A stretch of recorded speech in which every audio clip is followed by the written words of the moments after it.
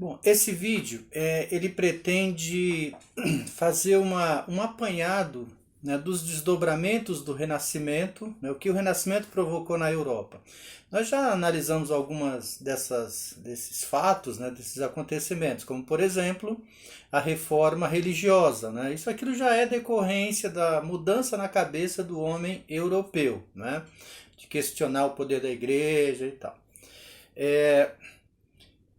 Assim como nós vamos também assistir à formação das monarquias nacionais, né, do absolutismo, com todas as suas características, né, evoluindo para uma revolução inglesa, quando se limita a autoridade do rei e tal. Agora nós temos que voltar um pouquinho antes nessa história, porque outro desdobramento, né, do Renascimento será um impacto provocado na consciência do homem europeu, né, tornando muito mais curioso, aventureiro, destemido e disposto a conhecer o mundo. Porque até então o mundo conhecido do europeu era a própria Europa, muito mal, né, porque os meios de transporte na época eram muito precários, então tinha muita gente que nascia numa cidade, né, e morria ali, sem conhecer nada além desse limite territorial muito restrito. E então esse homem, né, que surge com o Renascimento, ele está disposto a se aventurar em busca de atender a essa curiosidade, de conhecer o restante do mundo, né? Saber o que mais tinha além da própria Europa. Ele conhecia o norte da África, né, o Oriente Próximo, né, sabia da existência da Ásia, mas conhecer mesmo, pessoalmente, nada. Né? Então vamos lá, isto já é em decorrência do Renascimento. Portanto, um dos desdobramentos do Renascimento será o surgimento das grandes navegações. Né? E aí nós temos que entender qual foi a principal motivação das navegações. Não era só atender a curiosidade e buscar, né, solucionar ou atender esse desejo do homem europeu de conhecer o resto do mundo, não. Tinha também a questão das especiarias orientais. Tá? Para quem não lembra, as especiarias orientais eram produtos, né, produzidos na Ásia, do tipo cravo, canela, pimenta do reino, gengibre, porcelana, sedas, especialmente chinesas. Né? Esses produtos eram trazidos da Ásia, né, até então por caravanas terrestres, que faziam esse longo percurso, né, durante muito tempo até chegar naquilo que era considerado o porto de entrada desses produtos na Europa, a cidade de Constantinopla. Né? Tem uma localização estratégica, né, entre Europa e Ásia, e era por lá que essas mercadorias eram negociadas, né, por esses comerciantes, né, que traziam esses produtos da Ásia até Constantinopla, especialmente para negociar com comerciantes italianos, Gênova, Veneza, né, própria Roma. Tá? Então, e esses italianos é que distribuem esses produtos pela Europa, tendo um lucro gigantesco. Porque até então as especiarias eram consideradas produtos de luxo, consumidas somente por pessoas ricas. Tá? Então esse comércio era normal. Então por que os italianos tinham privilégio aí? É só você lembrar que Constantinopla era a capital do Império Romano do Oriente. Então até 1453 essa cidade era administrada não por italianos, mas por descendentes de italianos. Né? Então era considerado ainda uma espécie de extensão, né, dos domínios romanos. Mesmo que já fosse o chamado Império Bizantino, né, já com outros governantes, né, apenas descendentes culturais dos italianos. Mas havia essa ligação e isso facilitava o acesso dos italianos a esses produtos. Pois bem, em 1453, a cidade de Constantinopla será retomada pelos turcos otomanos. Né? o califa, o Maomé II, né, vai promover um grande ataque à cidade de Constantinopla, que até então estava sob domínio dos descendentes dos romanos, e vai ter sucesso nessa conquista. E a partir daí, a cidade de Constantinopla volta para o controle dos turcos. Tá? E uma das primeiras medidas do Maomé II foi dificultar a transferência de especiarias do Oriente, né, que vinham do Oriente, para os italianos, que agora os italianos são considerados meio inimigos. Né? E aí há uma escassez dessas especiarias na Europa, né?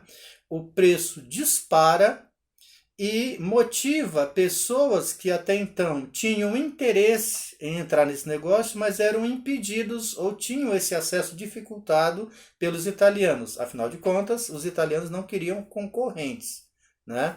Então, portugueses, né, que queriam muito entrar nesse negócio, não conseguiam acessar Constantinopla, porque, entre outras coisas, os italianos diziam que o mar Mediterrâneo, né, por onde as navegações eram feitas, né, era o Mare Nostrum, ou seja, o nosso mar. E os portugueses, então, tinham restrições para ter acesso a isso. Então, vamos lá. Os portugueses já tinham, nessa época, um Estado, ou seja, uma administração, já era uma monarquia bem organizada, né? Já tinha uma burguesia bem estruturada, rica, interessada em entrar nesse negócio. E aí há essa conjunção de interesses, né? Governo e burguesia para o desenvolvimento das grandes navegações. Qual era o objetivo? Especialmente depois de 1453. Encontrar um caminho que os levasse direto às fontes produtoras de especiarias orientais. Porque aquelas rotas terrestres, além de serem controladas por árabes, eram conhecidas por eles. Então era inviável os portugueses tentarem chegar nas Índias por esses caminhos. Então era necessário descobrir um novo caminho. E qual foi o projeto dos portugueses? Desenvolver navegações, né, pelo mar, pelo Oceano Atlântico, contornando o continente africano até chegar na Índia. O problema eles têm conhecimento para fazer isso? Muito pouco. Né? Eles têm navios? Não. Né? Eles têm tecnologia? Não. E aí eles se desdobraram para produzir tudo isso. Eles construíram a cidade de Sagres, né? Especialmente voltada para o desenvolvimento das navegações. Então há um grande esforço de produção de conhecimento, né? Cartógrafos, geógrafos, astrônomos, né? Construtores de navios, todos voltados para o desenvolvimento desse grande projeto. E ele começa efetivamente em 1416, quando os portugueses conquistam no norte da África uma cidade que até então era do controle dos árabes, a cidade de Ceuta.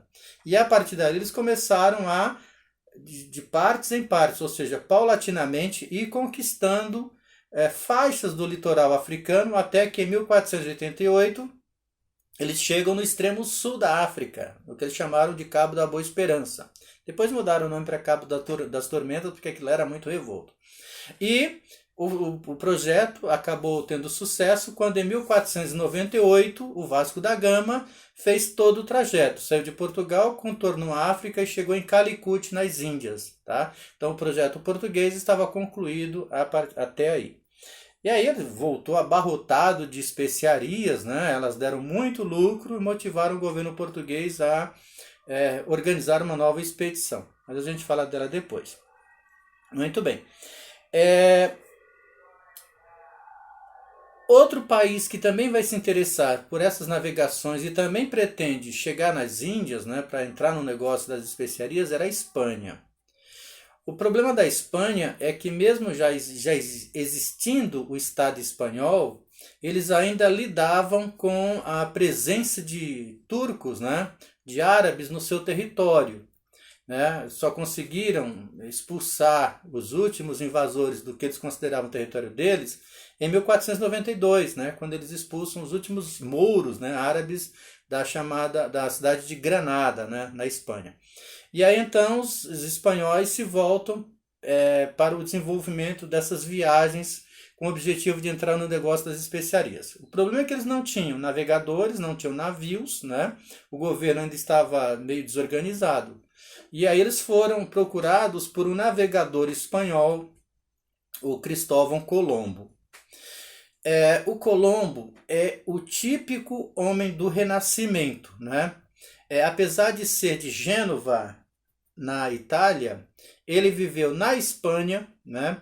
Um pouco em Portugal. Durante muito tempo ele teve acesso a livros, né, de um mosteiro espanhol. Ele era cartógrafo, ou seja, o cara que fazia os mapas. E ao entrar em contato com esses livros, né, mantidos lá nesse convento pela Igreja Católica, ele se convenceu de que as crenças da época estavam erradas, especialmente sobre a configuração da Terra. Vocês sabem que ultimamente essa história da Terra quadrada, né, de que não é redonda, voltou à tona, né? Mas o Colombo já desconfiou disso 1490, ou até mesmo antes disso, né? Estudando, né, autores da antiguidade que sugeriam a possibilidade da Terra ser arredondada. E aí qual foi a ideia do Colombo? Se a Terra é redonda, né? Se eu sair, né, aqui da Espanha e navegar no sentido oeste, eu vou dar a volta na Terra chegando no leste. Então eu vou dar a volta na Terra e vou atingir as Índias, né? O problema é que ele não tinha informações sobre o tamanho do eixo da Terra, né? Quanto tempo demoraria essa viagem, né? Informações básicas, mas ele era um aventureiro, né? E aí ele vai procurar o governo português, inicialmente, oferece para os portugueses esse projeto, os portugueses não querem, porque ele já tem o seu próprio trajeto, né? O seu próprio plano, né? E aí então o Colombo vai oferecer para os reis da Espanha, né? Ele convence a rainha Isabel, né, que convence o rei Fernando a dar financiamento, fazer um financiamento desse projeto do Colombo. E aí ele sai da Espanha em 1492 fazendo essa navegação aí. Só que depois de 3 meses de viagem, ele chega nas ilhas da América Central, né, na República Dominicana, do que hoje é a República Dominicana, né? Navega ali pela região, acessa outras ilhas, né, e acredita ter chegado aonde? Nas Índias. E aí ele cometeu um erro histórico que a gente reproduz até hoje, que foi chamar os nativos de índios por acreditar que tinha chegado nas Índias, quando na verdade ele tinha chegado na América Central. Volta para a Espanha, dá a notícia para o rei espanhol, né, de que tinha descoberto o caminho para as Índias, né, diferente dos portugueses. Tá? E aí você tem um confronto, né, de interesses, né, de projetos portugueses e espanhóis. Porque, veja, o Colombo chegou na América em 1492, tá? 6 anos depois, em 1498, o Vasco da Gama chegou nas Índias, tá? Contornando a África. Quando os portugueses chegaram lá nas Índias, em Calicut, eles encontraram algum espanhol? Não. Então aí vem essas discussões, né, de que portugueses e espanhóis já sabiam da existência desse continente e que eles só vieram aqui para confirmar, né, a existência das terras. E vem as disputas também. Daí veio a decisão, né, de separar ou de dividir essas descobertas entre portugueses e espanhóis através do Tratado de Tordesilhas, né, que esse tratado é de 1496, portanto, antes dos 496 ou 94, agora eu não lembro. Mas de dividir o mundo entre portugueses e espanhóis. Isso já era uma preocupação, né, de interesse de exploração. Então eu quero saber o que é meu para eu garantir as áreas de exploração. E aí foi decidido que a Terra seria dividida ao meio, né, numa linha imaginária, né? Parte do Brasil já ficou para os portugueses, né, mesmo que o interesse deles estivesse pelo continente africano, tá? E a outra parte seria dos espanhóis. Então, numa parcela boa do território brasileiro já havia então uma divisão de terras ficando para Portugal, tá? E aí o que nos interessa saber é quais foram as consequências do acesso dos espanhóis à América e dos portugueses na África, tá? foi o primeiro momento de globalização, né, desse planeta. Porque então os europeus saíram do seu território e chegaram em regiões desconhecidas e iniciaram trocas, né? Iniciaram movimentos de dominação, de exploração, mas de acesso a regiões até então desconhecidas pelo europeu. E essas trocas acabaram provocando uma revolução, né, na forma de viver, no conhecimento que as pessoas tinham sobre esse planeta. Muito bem. Quando os portugueses chegaram em Calicut em 1416, eles se depararam com povos na África já bem organizados, né, com impérios, não eram muito diferente dessa imagem que nós temos, né, de que a África é um continente miserável, né, um continente de povos primitivos, nada disso, tá? Tanto é que os portugueses poderiam muito bem ter chegado lá, invadido e dominado a região, mas não fizeram isso, porque eles se depararam com povos organizados, com impérios bem estruturados e com exércitos, né? Então eles foram meio que na negociação, né? Criaram feitorias, né? Uma espécie de base comercial e foram estabelecendo relações comerciais com essas civilizações da África, tá? Então você tem o norte da África é basicamente a África deserta, né, do deserto do Saara, né, e da metade do continente para baixo você tem uma outra África, né, com outras características físicas e geográficas, né. Mas o que nos interessa entender é que nesse continente você tem o reino de Gana, você tem o reino do Mali, o reino do Congo, né?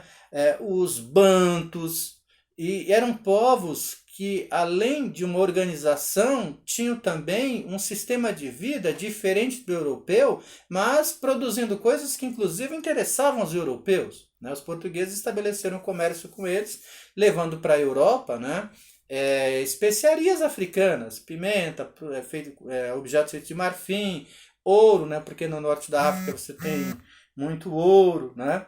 E para a gente desfazer um pouco essa imagem aí de que o continente africano é só de miséria e de povos primitivos, ok? Muito bem. Quando Colombo chegou na América, né, outro continente até então desconhecido dos europeus, ele se deparou com povos inicialmente da América Central, né? Depois outros navegadores espanhóis vão chegar no continente americano e vão entrar em contato com civilizações muito bem organizadas. Inicialmente os astecas, depois os incas e por fim toda a população que habitava aqui o continente americano, né? Uma pena, né, que nós não tenhamos estudos mais profundos sobre as características desses povos pré-colombianos, né? Sabemos algumas coisas, mas não tanto quanto deveríamos, já que nós estamos aqui e deveríamos nos conhecer inicialmente a história dos povos que já estavam aqui antes da chegada do europeu, né? Mas pouco se sabe sobre isso. Agora, o Império Inca, né, o Império Azteca, né, que foram os primeiros a terem contato com os espanhóis, sofreram imensamente as consequências desse contato, tá? Mas eles não eram primitivos, eles não eram desorganizados, né? Aqui na América ocorreu aquela revolução agropastoril numa época semelhante ao que aconteceu em outras regiões do planeta, né? Na Mesopotâmia, no Egito, lá na Ásia, né, especialmente na Índia, na China, tá? Então, assim, eram povos que evoluíram em um tempo semelhante a outras partes do mundo, tá? E aí você tem, para desgraça, né, dos índios, né, da América Espanhola, o fato deles já trabalharem com minérios, né? Eles já possuíam ouro e prata em grandes quantidades. Eles acabaram então sendo vítimas dessa ganância espanhola, né? Que acabou invadindo esses impérios, né? Dizimando muitos membros dessas sociedades na busca por esta riqueza produzida por eles, tá? No que diz respeito a, aos portugueses que chegaram ao Brasil, né? Aqui tem uma série de informações sobre o que permitiu, né, que esses europeus fizessem as grandes navegações, né, mas são coisas que vocês poderão acessar vendo vídeos de outros, em outros meios, né? Fala da chegada dos portugueses à América, né? A viagem do Colombo, o Tratado de Tordesilhas, tal, tal, tal. Bom, e claro, além de portugueses e espanhóis, né, depois vieram as navegações de outros povos da Europa, né? Especialmente os ingleses, os franceses e holandeses, né, que também participaram da exploração da América, ok? Bom, quando se fala da chegada dos europeus à América, a primeira, é, como se diz, polêmica é descoberta ou invasão, né? E aí se você, como nós temos uma história contada pela visão do homem branco, é natural que a gente entenda que os europeus se referiam à sua chegada à América como sendo descobrimento. Afinal de contas, eles estão vindo para terras que eles então não conheciam. Agora, se você analisa pelo lado das populações que já viviam aqui e que não era pouca gente, tá? Calcula-se que na época em que o Colombo chegou aqui, o continente já americano já fosse habitado por algo em torno de 88 milhões de pessoas. Então, como é que você descobre uma terra que já tem dono, que já é ocupada e por pessoas em grandes quantidades, né? Tinha cidades aqui que eram maiores do que as cidades europeias, né? Então, assim, a história contada pela visão do índio seria de invasão, né? Em 1492, os espanhóis invadiram a América, né?